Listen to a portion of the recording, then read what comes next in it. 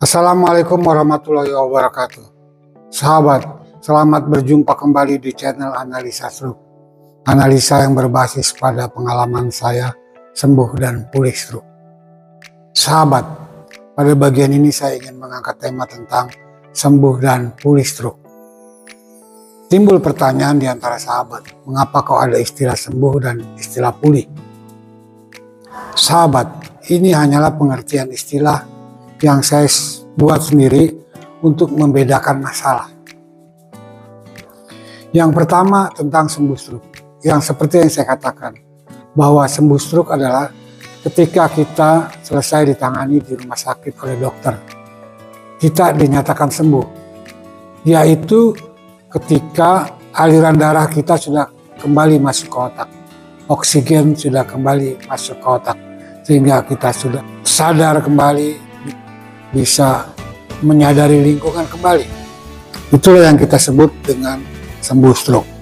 Kemudian kita masuk pada fase berikutnya, yaitu fase pasca stroke atau fase setelah stroke, yaitu bahwa data menunjukkan sepertiga orang yang terserang stroke itu meninggal dunia. Dia tidak terselamatkan. Kemudian sepertiganya lagi cacat permanen, dan kemudian sepertiganya lagi pulih relatif. Pulih relatif itu yang saya katakan dari A sampai Z. Nah, ketika kita bicara pulih relatif inilah, disitulah pertarungan sebetulnya. Pertarungan orang yang mengalami stroke dan kemudian dia masuk pada era pasca stroke karena dia tidak meninggal. Dia masuk era pasca stroke. Nah, disinilah persoalan kebanyakan orang miss di dalam pengertian bahwa yang jadi persoalan kita adalah sebetulnya tentang fisik kita, tidak lagi terkait pembuluh darah dan lain sebagainya. Pembuluh darah itu yang terkait dengan berbagai macam masalah seperti kolesterol, tekanan darah tinggi, atau kental darah, atau lemak di dalam darah, itu terkait dengan keamanan agar jangan sampai terkena serangan stroke berulang. Tetapi yang paling penting bagi orang yang sedang berjuang pasca stroke adalah merenovasi bagian-bagian fisiknya yang bermasalah. Memang ada dua basic. Yang pertama adalah kualitas darah. Kualitas darah, ingat, kualitas darah. Dengan kualitas darah yang baik, maka saraf kita akan bermanuver dengan baik pula. Dia akan mudah kembali ke relnya.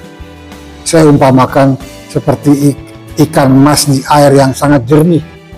Begitulah yang terjadi dengan antara saraf dan darah.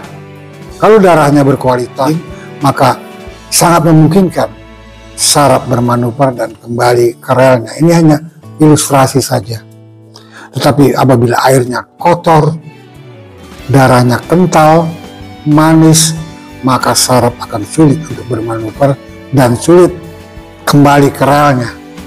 Seperti kereta anjlok, sulit kembali ke relnya.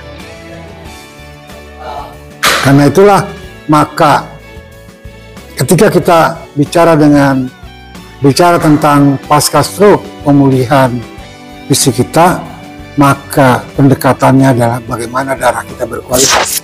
Dan itu bisa menggunakan logika sendiri.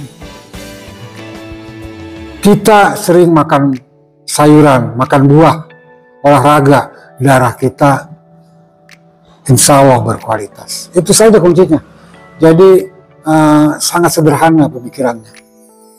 Yang kedua adalah pikiran. Karena berdasarkan data yang saya temukan di lapangan, bahwa fisik itu terkait dengan stres dan pikiran.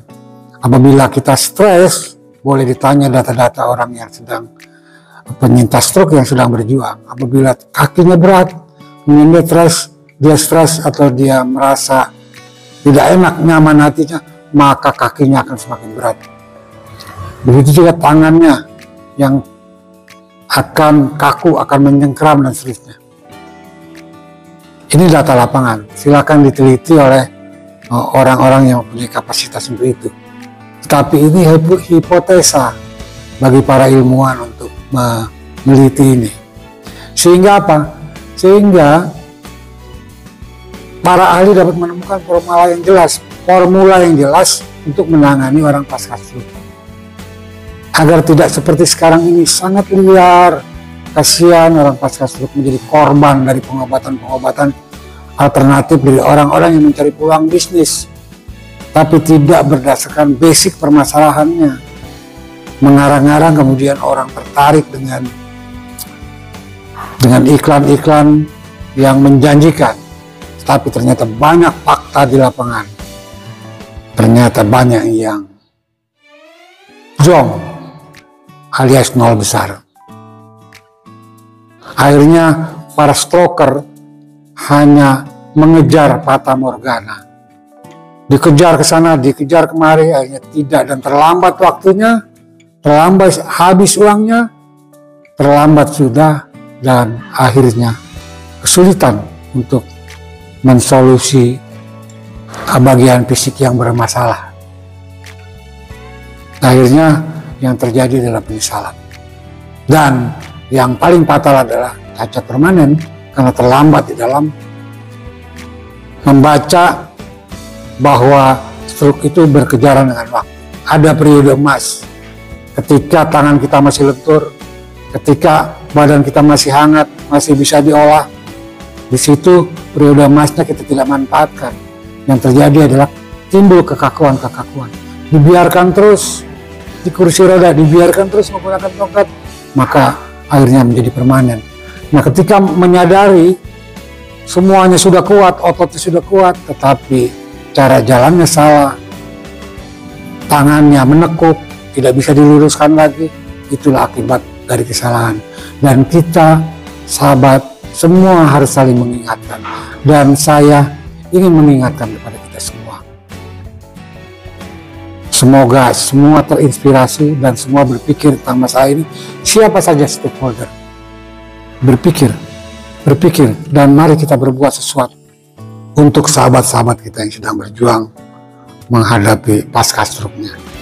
Sekian sahabat, sampai berjumpa kembali di tema yang lainnya lagi. Assalamualaikum warahmatullahi wabarakatuh.